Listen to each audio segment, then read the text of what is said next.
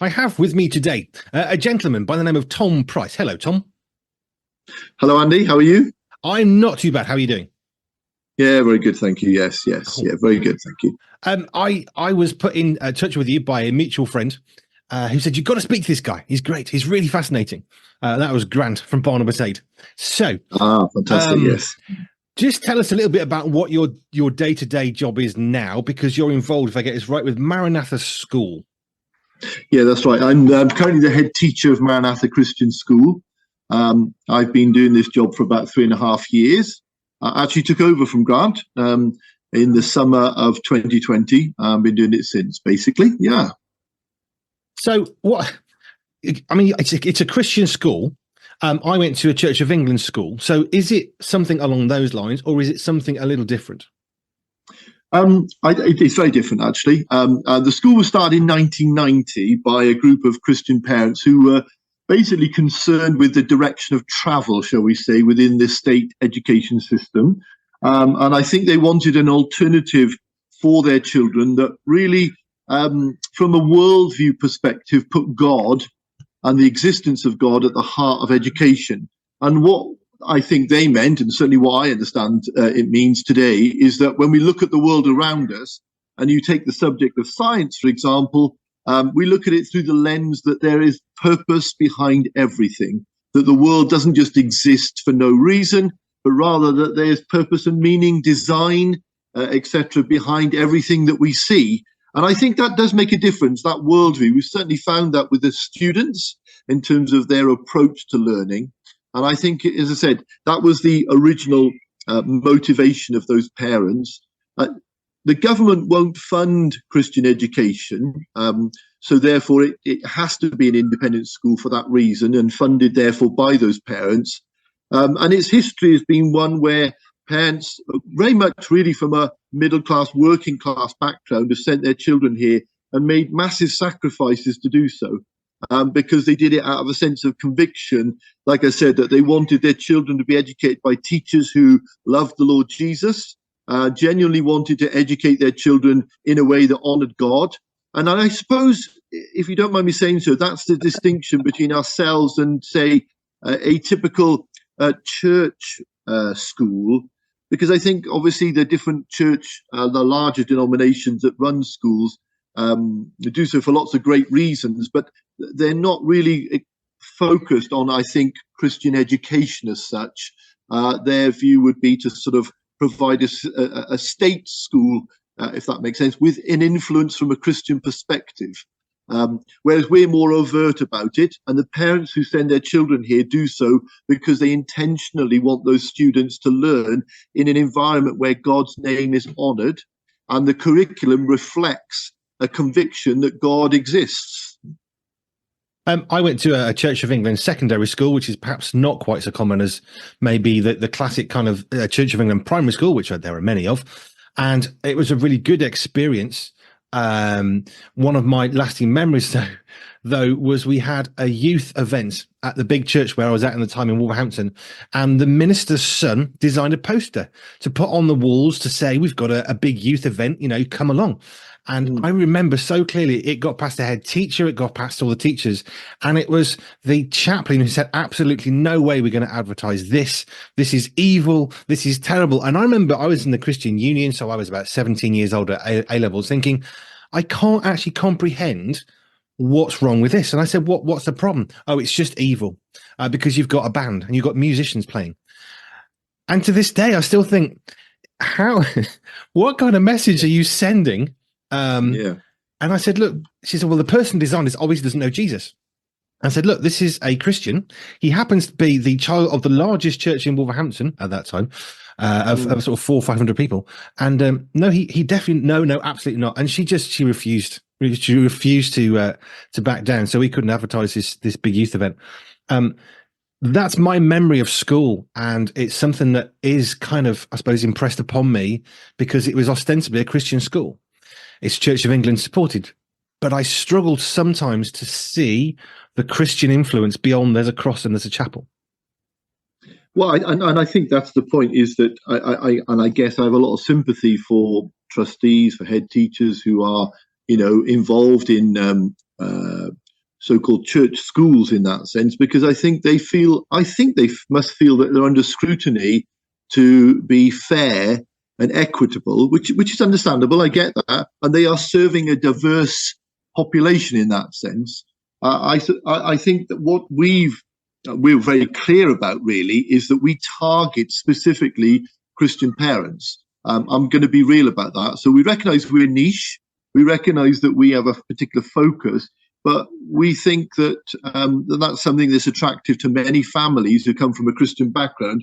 And the way I put it to parents is that we are a mission school in effect, because if you think about it, you've got Christian parents who want their children to go to the school, but those children might not necessarily be Christian. So our role is to sort of be a good example to those young people, to be a witness to them, be very real about it, to share God's love with them in that context, so that they can see those children. I'm a great believer, you see, in sort of living it out. I'm constantly saying to the staff here, look, we're not about indoctrinating these children. It's not about creating religion or religious nuts, but it's really trying to sort of encourage them to understand that spiritual life is important. And the key to that is knowing Jesus Christ personally. So we will emphasize that with the children and young people here. And we hope by our example, help them to see what it is to live a Christian life. As teachers, the first thing we think we do is not just what we say with our mouths, but who we are and what we are and the life that we live, which is why it's so important that our teachers have lives of integrity and that their Christian witness and their life are identical, if that makes sense. Because I think there's nothing worse than being in a school that is so-called Christian, but those who are running it are not exhibiting the Christian life. I think, to me, it's like we've got to be what we say we are. And in that sense, then those children are seeing a consistency of approach, a wholeness. I mean, one of the things when I interview parents about bringing their children here, for example, I will say to them, what are your values in the home? Because what we really want is that the values of the school are mirrored in the home and vice versa, so that the message they get from their parents is the same message they get from us. Because another thing we try to do is to say to parents, look, we really want you to be involved in this school. We believe that's a biblical mandate for parents to be engaged in their children's education. So we welcome parents. We, for example, have a 3-hour commitment that parents have to make when their children join the school to be involved in one way or another. Some parents, admittedly, aren't able to fulfill that because of the demands of their work. They pay a little bit extra if that's the case. But in essence, what we're really trying to say is that it's good that parents are involved in the education of their children, and we don't want there to be too much of a distance between the two. And that's worked really well for us because there's a real sense of community amongst parents, staff and pupils. And we're very much, to coin a phrase, singing from the same hymn sheet with regard to what we do. And I think that's really, really important for, like I said, for parents. They know when they send their children here, they get what it says on the tin, that, the children are going to grow up, get a good education, but we're going to put a lot of focus on character development. And if you don't mind me saying so, the sort of characteristics we see exhibited in the life of Jesus: compassion, understanding, thoughtfulness, etc. All the sort of things you talk about, the fruits of the Spirit: love, joy, peace, patience, kindness, those things. Because when our students graduate, our vision for them is that they graduate as disciples of Jesus. Because discipleship, in essence, is about teaching. It's about your teaching conforming with your lifestyle. So when the students leave here, we look at it from a mission point of view. Where we feel we serve the churches is we hope that children leave us at 16 years of age with a mature faith, a good character, and a good education. And they're ready to serve their society, but they're also ready to serve in their churches. And I think that's a really important aspect of education, that we look at it like that. We don't see ourselves as an end in itself, but we see ourselves as part of the process, working with the local church to help these young people to grow in their faith and to be effective in giving back to their community. And I think that's the essence to me of good education. And in the midst of all that, hopefully having lots of fun. Because I think that's the other thing about, sometimes I think when people think of what I call religious schools, they often think it's restrictive, and it's sort of, you've got to knuckle down and never say anything. But that's not what we're about. We're about saying, look, God has given you that creativity, that fun side of you, and it ought to be that your best days of your life are in education. That you're enjoying it, you're with your friends. But those friends, like you, have got the similar values to you. And I think it's really important because, I don't mean this in the wrong way, but we very rarely experience any bullying in our school. And we're subject, obviously, to the government's rules about running schools. So we have all the same policies that any other school would have. But it's interesting when you look at the sort of publications that are coming out about some of the issues that are gripping the schools, the state schools particularly today, but even independent schools. I'm really appreciative of the fact that we can see where the gospel is having an impact on young people's lives. And one area in particular, I think, that's been really highlighted recently for me is mental health. We very rarely have any issues with mental health. And I'm convinced it's because these young people are brought up in a place where they are taught to honor the word of God and to hear God's voice in their own heart and life. And in that context, they get to know themselves and they get to know their God. And that brings a wholeness. My background is, I'm Welsh by background, and the Welsh word for salvation, for example, it means wholeness, iachawdwriaeth. And it's all about wholeness. And I think that's one of the lovely things we see with the young people here, is there seems to be a wholeness about them. Every component part of their lives, whether it's enjoying themselves, whether it's creativity, whether it's study and hard work, all combine together to shape their character, along with an awful lot of prayer from the parents. Because that's the other thing we do. Our parents are very much involved in praying for our school and supporting us through prayer. And I think that's really a crucial part of it. I mean, we're grateful to God that we had a very successful ISI report and visit last November 2023. We passed that, which was really encouraging for everybody, because as anyone knows who has an Ofsted inspection, it's a very scary time, shall we say, and you're never quite sure what it's going to turn out like. But we're grateful to God for that. And I think the changes that we've been implementing in the school, with a view to some of the things I've just talked to you about, are key to that. And again, that focus on the well-being of the students in relation to their faith in God makes a real difference. And I want to sing and shout about that, to be honest, because that's something I'm really delighted to see in our school. It's not to say that we don't experience challenges and difficulties. Every school does, because you're shaping the lives of young people.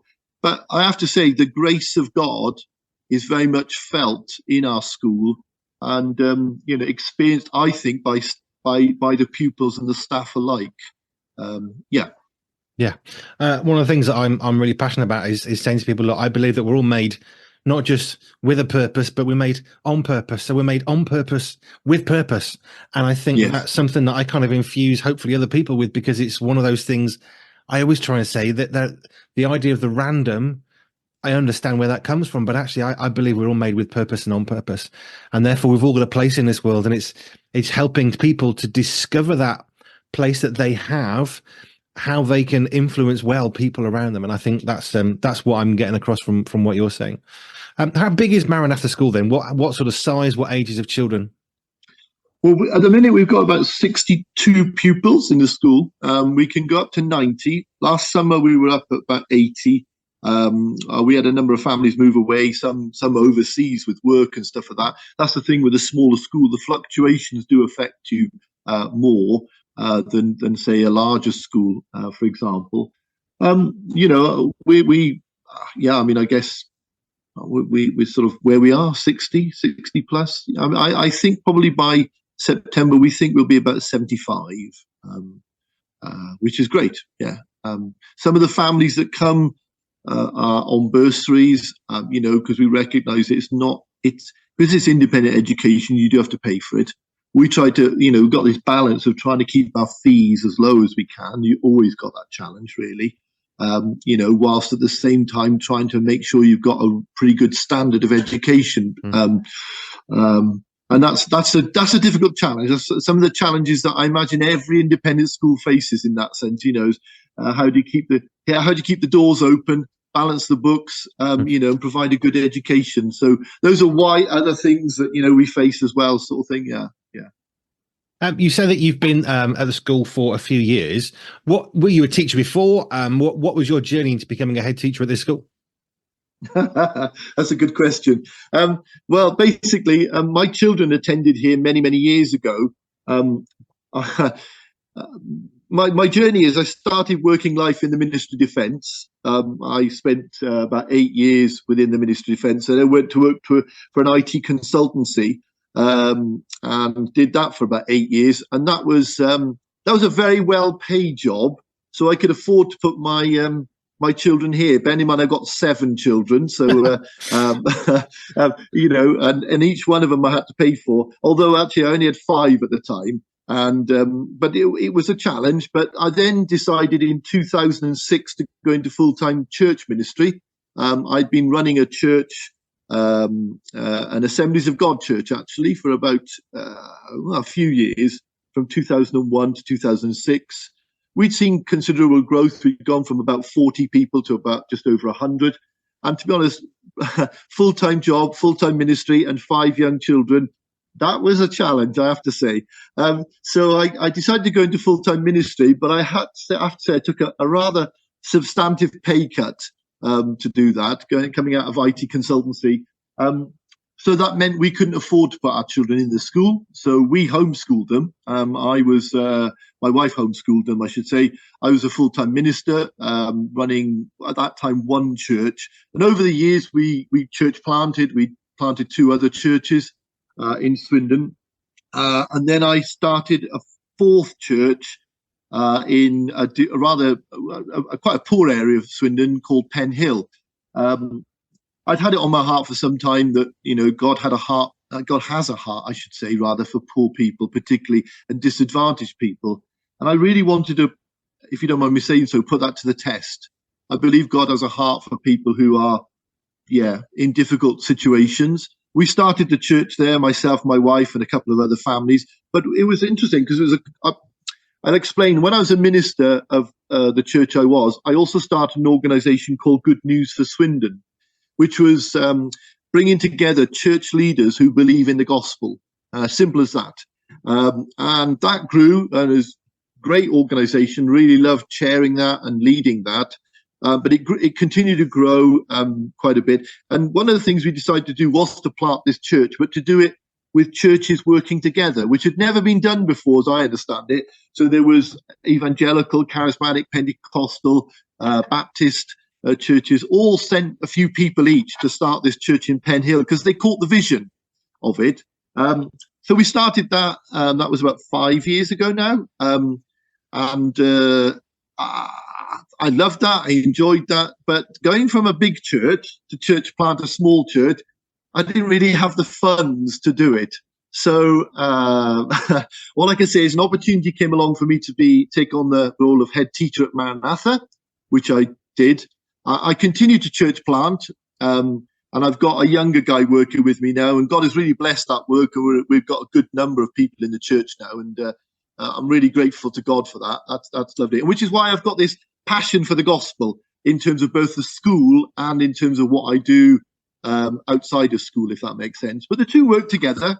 One of the things I did about 10 years ago, I did a master's degree through Maranatha Hall, which was kind of under the auspices of the University of Wales, Bangor. So I managed to get a master's degree in leadership. And that was key. I think that's been key to helping me in the journey that I've been on, because I think that's one thing I'm comfortable with is leadership, if that makes sense. And so I think moving into the education sector, whilst I don't have the subject knowledge, I think a good leader, what they do is surround themselves with good people who have that. And that's what I've tried to do here at Maranatha. And that's been a real blessing because we've got some great teachers here. But when they start talking about all the complicated stuff, I just go, yeah, all right, whatever. Sounds good to me. And that's the key, isn't it? Is to strengthen your weaknesses as a leader. And that's what I sought to do, is getting some good staff here. We've got some great staff at Maranatha. There's no doubt about it. I mean, and I think we are gearing up for growth. I think that's the key. Is we've got now a vision for the future, for the school, which means it. Hopefully, by God's grace, we will grow beyond the 90 mark at some point. I think the challenge for every independent school is finance, but we leave that in God's hands, and I'm sure the Lord will help us in that regard. But yeah, and so I've been doing this for 3.5 years. We've brought in, one of the things we have done is we've brought in more qualified teachers. Before it was more of a homeschooling type curriculum, great curriculum, PACES, some people may have heard of them, AC, but I think we wanted to move from being more sort of a good homeschooling type setup to a school that provides or makes use of the gift of the qualified teacher. And I think the two seem to go together well with what we're doing. And we see that in the results, the impact on the young people. We are now delivering GCSEs, whereas we were before doing a different qualification, the International Certificate of Christian Education. What we felt was with GCSEs that they're more nationally obviously recognised, and particularly with employers and universities, etc. So yeah, that's been our direction of travel with that. Yeah. What's your faith journey then? Clearly, your passion for the gospel is great, and I can feel that even through a Zoom call. But what was your journey of faith? Have you got a church background? Was it a Damascus Road experience? Was it gentle? What was your experience to Jesus at the start? Well, basically, I was brought up in South Wales. I lived in the valleys in Aberystwyth. My dad took us to the local Baptist church there, a chapel. We were good friends with the minister. I didn't really know the Lord, nor did my dad, to be fair. We moved then to West Wales, to a place called, it sounds really odd, but it's a place called Cwmdu, which means Black Valley. But it was a great place. There was basically my father took us to the local chapel there, but sad to say, I never heard the gospel when I went there. And when I was 15, I basically said, my dad said to me, you don't have to go to church anymore. So I thought, great, I'm not going to. And then my dad's brother came down, and he was a born-again Christian. We didn't quite know what that meant. And we thought, well, we better take him to an English-speaking church because he won't understand it at the Welsh chapel we were going to. So we took him to a little apostolic church, Pentecostal church, in a place called Halfway, Cwmdu. And I didn't go. My brother's sister went. They were younger than me. And they came back and they said, we had a really great time. I said, what? You can't enjoy church? So I thought, I thought I better investigate. So I went down there, and I was 15 at the time. I was a skinhead, but it was just something they had, and I knew I didn't have it. So I get very emotional at this, and I knew they had something I didn't have, and I found out it was the Lord. And as a 15-year-old, I went to the Apostolic Convention they had in Pennygroes. There were 3,000 people there, and they had on the final, it was a week's thing, conference, they had an epilogue, and I knew I wanted to know God, I just didn't know how to. And they just, they invited us to go forward at the end, and my girlfriend who sat by me, she said, I dare you to go forward.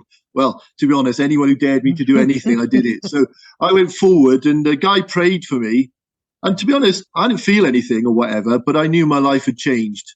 I had a terrible mouth on me. I swear like a trooper. I was terrified. My dad was really Victorian in his upbringing. So I thought if I ever swear in front of him, he's going to give me a hiding or whatever, But that never happened, just to say. But from that moment on, my swearing stopped. That was in the summer of 1983. And then what I remember distinctly is in the February the following year, and I remember these things because they were significant for me. I went to a prayer meeting, and I just said to God, God, if you're there, if you're real, reveal yourself to me so that I know. And I'll be honest, there was no bells and whistles, no nothing, but I knew at the end of that service, God was real. And I made a decision at that point. I said, God, if you're real, then I'm going to live my life for you. There's nothing else worth doing. I mean, to me, I was like, what am I wasting my life doing if it's not to serve God? If there is a God, and I deeply, passionately believe there is a God, and my experience is that too. And so from that moment on, I did my, I think I was 17 at the time then, or 16. I was doing my A levels. Did my A levels, went to Cardiff University. I didn't do great at Cardiff University. In fact, for the first time in my life, I failed at something. And I have to say that began a journey for me of really thinking through my life. Ironically, given the job I'm doing now, it made me realize education's not everything. And that was great. I think, if I'm honest, I think I was a bit arrogant, a bit proud, and that really humbled me. And I thought, oh, blooming heck, I joined the civil service, like I said, joined the MOD for 8 years as a direct entrant EO, blah, blah, blah. All the time I got involved in a local church in Swindon. It was an Assemblies of God church. Great church. There was a pastor there, great guy. He taught me loads, to be honest, mentored me. And then I took over from him because he retired, believe it or not, with really bad back problems. He moved to Inverness. And then I took over the church.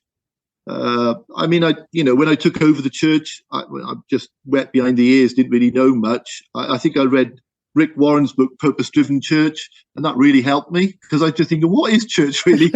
When you're just in the congregation, you just take it for granted. When you're put in charge, you think, what am I supposed to be doing?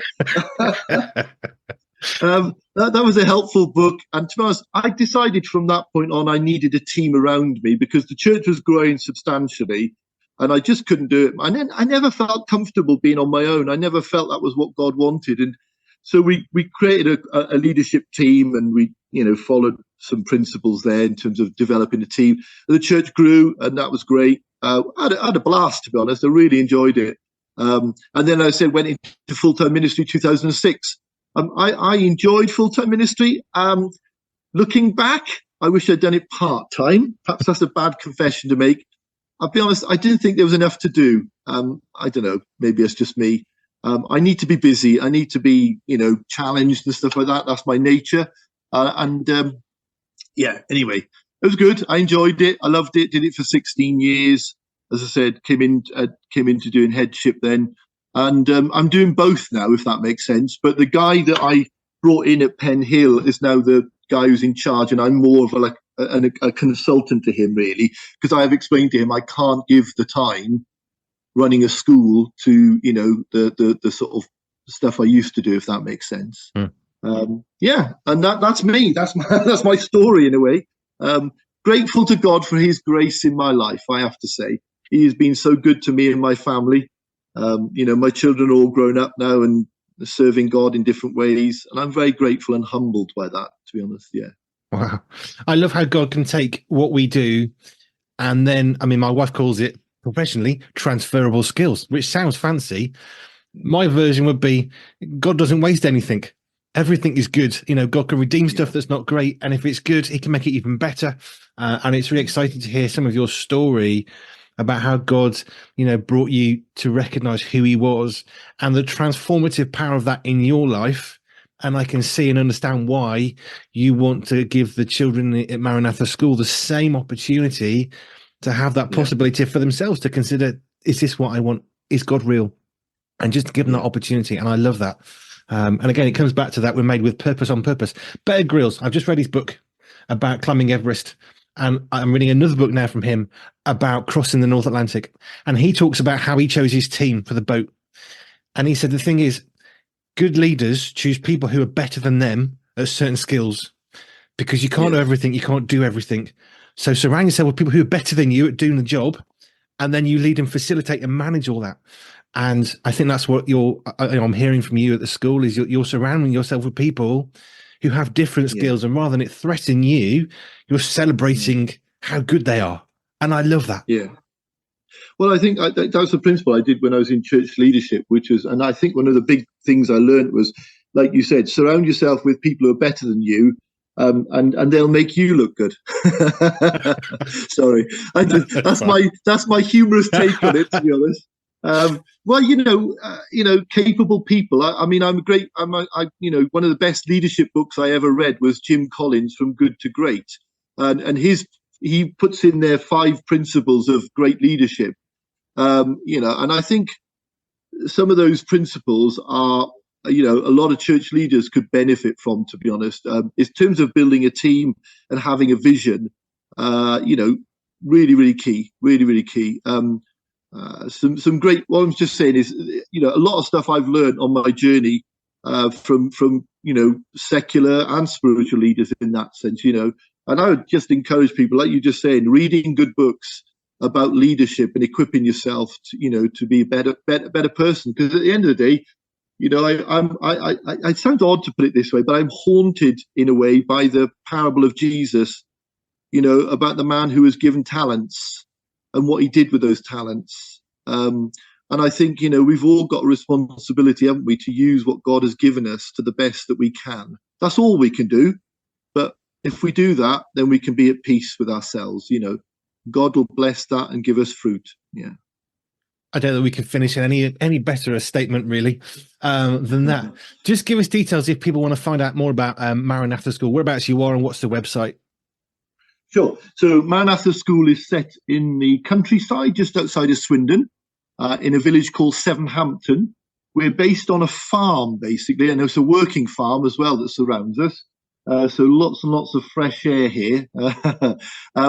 If people want to get in touch with us, our website is maranathaschool.org. I think the key with Maranatha, I always say to people on the phone, is think of an A after every word, Maranatha school.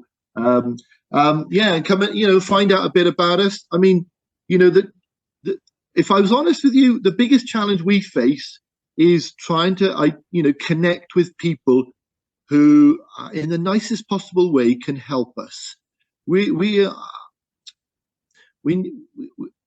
find that very difficult. I think we're clear about our vision and what we want to accomplish. We see that, investing in the lives of young people and discipling them so that they can serve the Lord all the days of their life. And that's the key here. I'll come back to that if you don't mind me. When they leave us at 16, they've got a whole lifetime of serving God ahead of them. If we do a good job here, then they will be a blessing to the church for potentially 70, 80 years. But it's trying to help other Christians, I think, to see the value of that. And we would like others to join us in this endeavor, to be inspired to support a ministry that reaches young people. And if you think about it, and again, as a church leader, I get this. If we're in Penhill, we get an hour a week in Sunday school with children that come to us from the community to impact them with the gospel. In the school, I get 33 and a half hours every week to impact these young people, to pray with them, to encourage them, to inspire them, to be an example to them. And I would love more people to see that vision and get on board with it, really, in whatever way, through prayer, through support, through encouragement, because what we're doing is the work of the Lord. There's no doubt about it. And it's one of the reasons I got involved with the school as a minister, was because I was frustrated that I wasn't able to impact young people's lives in the way that I wanted to as a minister. In a school, I don't mean this the wrong way, but they're a captive audience and their parents are all on board and they want this to happen. And that's lovely, and to be honest, not being funny, all the young people they're really engaged. I mean, we have an assembly, and when we have a prayer time, I have to stop them because there's too many of them praying, which is, I never thought I'd see that, but I'm genuine. I say this, it is lovely to hear those young children, young people praying and asking the Lord to get involved in their daily lives and praying for others, of course. And I think, if people could see that, I think when people come here, the comment we hear when they've been here, especially first-time visitors, is God is in this place. And I say this deliberately. We have purposely made room for God's presence in this school. We say, Lord, we want you to be at the heart of all we're doing. Bless the work of our hands in that sense, and let it be successful for your kingdom. And I think if people could see a vision for that, I think a lot more people would be behind Christian education in that sense and see the fruit of it when it's done well. Yeah. Wow. Thank you, Andy. No, it's great. Thank you. It's been fascinating. Finding about some of your journey. Grant said you were a fascinating character. He was correct. I love some of the stories about there. So thank you so much for your time, Tom. Really grateful for learning more about you, your life. I love delving into people's lives and sharing their stories. That's what I love to do, because it's how we get to meet some amazing people and find out some amazing things, and it can transform us in the best of ways. So thank you so much for your time today. You're welcome. God bless you too. Pure 24/7 radio is listener supported, which means we are free, online and always pure because of the generous support of our listeners. If you would like to contribute financially, please visit pure247radio.org. If you'd like to find out how we use your money, please visit the Our Cost section. Any donation of any size will help keep us on air and broadcasting for free. Thank you.